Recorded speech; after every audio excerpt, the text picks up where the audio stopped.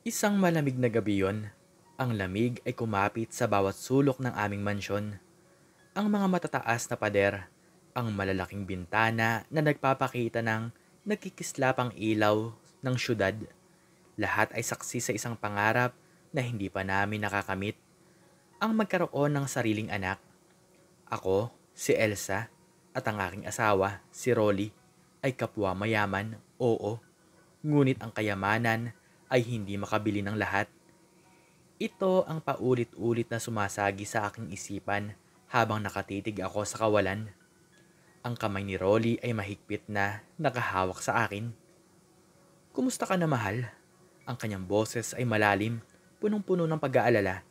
Ang kanyang mga mata, kahit pagod, ay naghahanap ng kasagutan sa aking muka. Ayos lang, ang aking tugon, pilit ng umiti. Ngunit ang ngiti ay hindi umabot sa aking mata. Naisip ko lang, sana, sana may tumatakbo rito. May tumatawag sa atin ng Mama at Papa. Bumuntong hininga si Rolly. Alam ko, darating din yan, Elsa. Hindi tayo susuko. Ngunit sa kabila ng aming personal na kalungkutan, mayroon kaming ibang pinagkakaabalahan. Ang aming malawak na pamilya, hindi lingid sa kaalaman ng lahat, ang aming kayamanan. Parang magnet, umaakit ito ng mga humihingi ng tulong, ng kung ano-anong pabor. Ang aming bahay ay parang sentro ng pag-asa para sa kanila. Isang hapon nga habang abala ako sa pag-aayos ng aming hardin, isang anino ang bumagsak sa aking tabi. Si Veronica, ang aking pinsan. Ang kanyang ngiti ay matamis, ngunit ang kanyang mga mata ay naghahanap ng iba. Elsa, pinsan. Ang kanyang boses ay malakas at puno ng pagkabuhay. Ang ganda ng mga rosas mo. Ano bang sikreto mo? Wala naman, Veronica. Minamahal ko lang ang aking mga alagang halaman. Ang aking sagot, pinuto lang isang nalantang dahon. Bihira ka na yatang dumalaw ah. May hangin bang nagdala sa'yo rito? Natawa siya. Ang tawa ay parang kuliling. Alam mo naman, abala sa buhay. Pero ngayon, may kaunting problema lang talaga ako eh. Para sa pag-aaral ng anak ko. Tumingin ako sa kanya. Ang aking mga mata ay nakatitig sa kanyang mga mata. Ano yun? Kailangan niya kasi ng bagong laptop para sa online classes. Mahirap na ngayon. Alam mo na, ang luma niya, nagloloko na. Ang kanyang mga mata ay kumikinang at puno ng pag-asa. Magkano bang kailangan mo? Kung pwede sana ay 10,000. Ang kanyang boses ay pabulong, parang humihingi ng pabor na napakalaki. 10,000? Oo, pinsan. Sana naman. Sige, ang aking tugon. Hindi na ako nagtanong pa. Sanay na ako. Ipapakuha ko sa driver. Ang ngiti ni Veronica ay lumapad. Salamat, pinsan ha. Salamat talaga, napakabuti mo. Ngunit kinabukasan may nakita akong post sa social media. Si Veronica may hawak na bagong cellphone. Ang caption ay, Happy Kid, New Phone, New Adventures. Ang pait ay kumakapit sa aking dila. 10,000 para sa cellphone, hindi para sa laptop. Ang galit ay unti-unting namuo. Hindi pa nagtatapos ang linggo, isang text message ang dumating kay Rolly. Mula naman kay Eric, ang kanyang pinsan. Pinsan, pare, may sakit ang anak ko. Ang kanyang mensahe. Kailangan ko ng gamot, kaso mahal, wala na talaga akong pera. Pwede bang makahiram o kaya naman bigyan mo na lang ako? Anong sakit? Ang tanong ni Rolly, ang kanyang kilay ay nagkasalubong. Lagnat, ubo, sipon. Pero delikado raw ngayon. Kailangan ng malakas na gamot at check-up. Magkano ang kailangan mo? 5,000 sana, pinsan. Pambili lang ng gamot at pampa-check up. Sige, papadala ko na lang. Nang gabing yon habang kumakain kami, ibinahagi ni Rolly ang nangyari. Nakakaawa naman si Eric, pati ang anak niya nagkasakit. Sigurado ka bang sa gamot yon? Ang aking tanong, ang aking tinig ay malamig. Tumingin siya sa akin. Bakit? May problema ba? Ikwinento ko ang tungkol kay Veronica. Ang kanyang muka ay nagbago. Ang kanyang mga mata ay kumikislap sa pagkadismaya. Ganoon ba? Baka naman iba si Eric. Baka lang. Pero nakakapagtaka na ang bilis silang manghingi ng tulong sa atin. Halos linggo-linggo, may pumupunta sa aming bahay. Isang tiyahin na nanghihingi ng pambayad sa kuryente. Isang pinsan na nanghihingi ng pambili ng bigas. Isang pamangkin na nanghihingi ng pambayad sa tuition. Ang aming mansyon ay naging isang bangko, isang sentro ng kawang gawa. Ngunit ang kawang gawa ay tila nagiging isang obligasyon. Isang gabi, matapos ang isang mahabang araw ng sunod-sunod na bisita, umupo kami ni Rolly sa aming sala.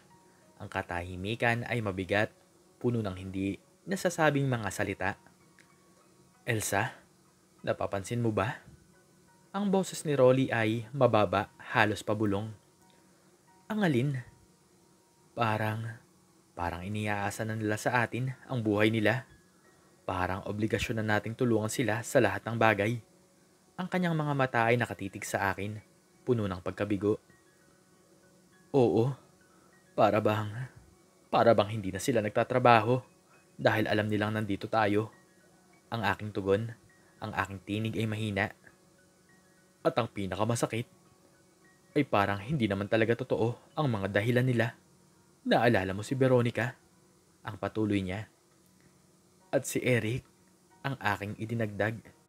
May narinig ako mula sa isang kaibigan na nakita raw si Eric sa sabungan.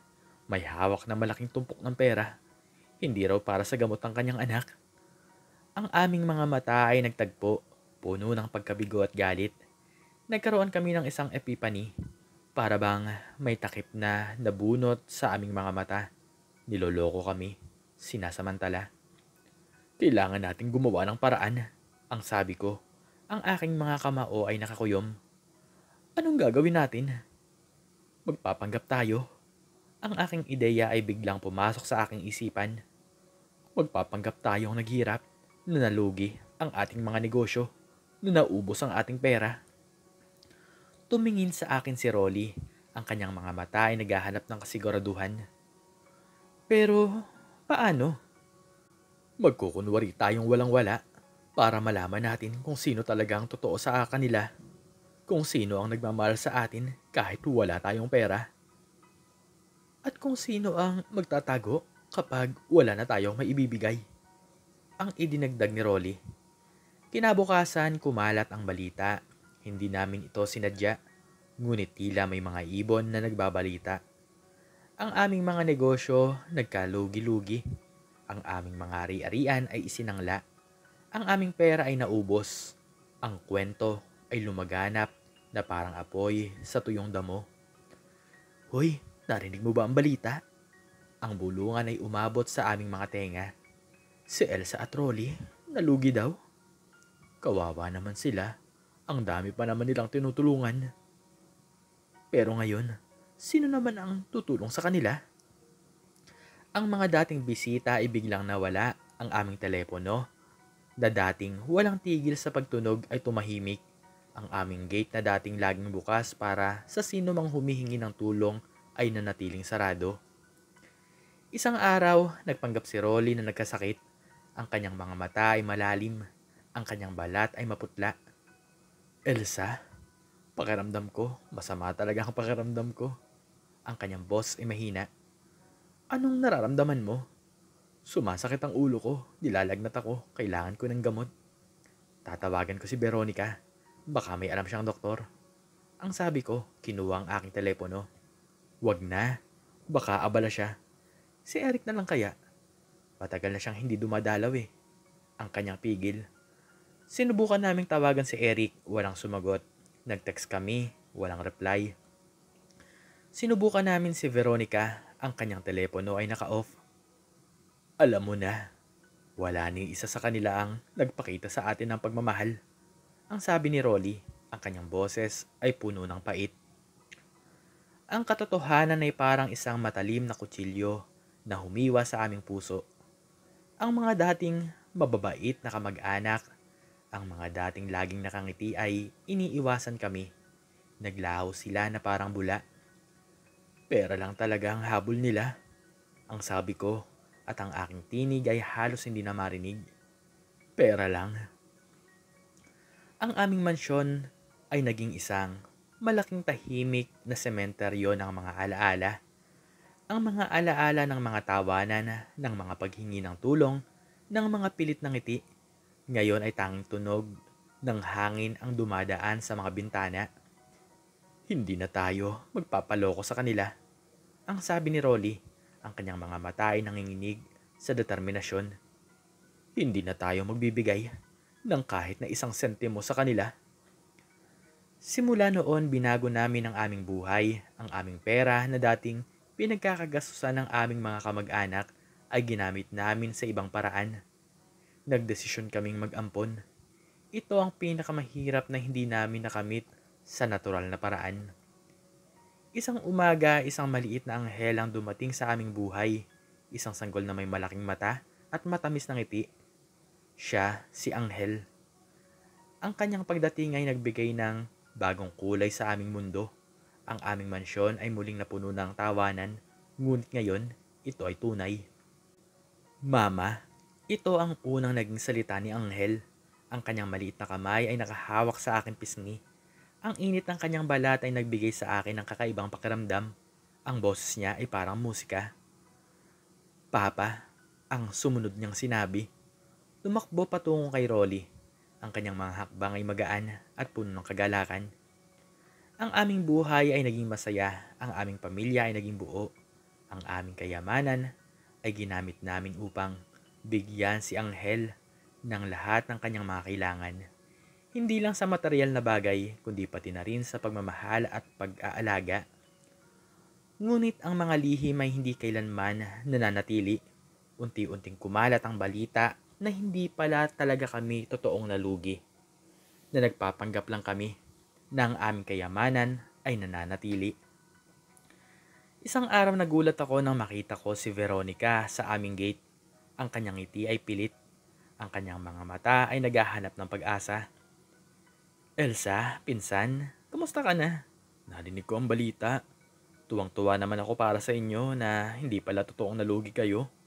Ang kanyang boss ay malambing at puno ng pagkukunwari. Anong balita? Ang aking tanong, ang aking tinig ay kalmado. Na hindi pala talaga kayo nalugi, na mayaman pa rin kayo. Salamat naman sa Diyos. At ano naman ang kailangan mo ngayon? Ang kanyang ngiti ay lumapad. Kasi pinsan, may problema ulit ako eh. Kailangan ko ng pambayad sa tuition talaga ng anak ko. Malaki-laki kasi ngayon. Veronica, naalala mo ba noong nagpanggap kaming nalugi? Nasaan ka noon? Ang sabi ko, ang aking mga mata ay nakatitig sa kanya. Ang kanyang mukha ay namutla. Pero pinsan, magkamag-anak tayo, hindi ba? Hindi mo naman kami siguro pababayaan. Ang kamag-anak ay hindi lang sa pera, nagkakakitaan. Ang kamag-anak ay dapat nandyan kahit walang-wala ka. Hindi lang kapag may kailangan sila, ang aking tugon. Pero, umalis ka na, Veronica. Wala ka nang makukuha rito. Ang aking tinig ay matigas. Ang kanyang mukha ay puno ng pagkadismaya, ngunit walang nagawa. Umalis siya. Ang kanyang mga balikat ay nakayuko. Hindi nagtagal, dumating din si Eric. Ang kanyang mukha ay puno ng pag-asa. Pinsan, salamat naman at hindi ka naman pala talaga nalugi. Kailangan ko lang sana ng kaunting tulong eh. May negosyo kasi akong gustong simulan. Eric, nasaan ka nung nagkasakit ako? Nasaan ka nung kailangan ko ng tulong mo? Ang sabi ni Rolly, ang kanyang mga mata ay malamig. Pero, Rolly, di ba magkamag-anak naman tayo? Close nga tayo eh. Nako, ang kamag-anak ay hindi lang talaga sa pera nagkakakitaan. Ang kamag-anak ay laging nandyan, kahit wala ka. Kahit wala kang kailangan sa kanila. Umalis ka na lang, Eric. Wala na rin ako may bibigay sa'yo. Ginagamit mo lang kami. Ang tinig ni Rolly ay matigas. Ang kanyang mukha ay puno ng pagkadismaya, ngunit wala rin itong nagawa katulad ni Veronica. Umalis din ito at ang kanyang balikat ay nakayuko. Nalaman na namin ang katotohanan. Hindi pala porket ka mag-anak ay magiging mabuti sa'yo. Kung minsan, Gagamitin ka lang pala ng ibang tao dahil sa iyong yaman. Ang aral na ito ay tumatak sa aming puso't isipan. Simula noon namuhay kami ng masaya, ang aming pamilya ay naging mas matatag. Ang aming kayamanan ay ginamit namin sa mga bagay na tunay na makabuluhan. Mama, Papa, tingnan niyo po, ang sigaw ni Anghel. Tumakbo patungo sa amin. May hawak na isang drawing ng isang pamilya, may mga ngiti sa kanilang mga muka. Ang ganda naman anak, ang sabi ko, niyakap siya. Pero, para po sa inyo yan. Ang kanyang ngiti ay matamis. Alam mo mahal, salamat sa kanya, nahanap natin ang tunay na kahulugan ng pamilya. Ang sabi ni Rolly habang nakatingin kay Anghel. Oo, at salamat din sa mga nangyari. Nalaman natin kung sino talagang karapat-dapat nating paglaanan ng tulong. Ang aking tugon. Sa halip na tulungan ang aming mga mukhang perang kamag-anak, pinili naming tulungan ang mga batang lansangan. Ang aming mga pondo ay ginamit namin upang magtayo ng mga sentro para sa kanila upang bigyan sila ng edukasyon, ng pagkain at ng pag-asa. Ang aming mansyon ay muling napuno ng tawanan, ngunit ngayon ito ay tunay. Ang mga ngiti ay totoo, ang pagmamahal ay totoo, at ang pinakamahalaga, ang aming pamilya ay naging buo, hindi lang sa dugo, kundi sa puso.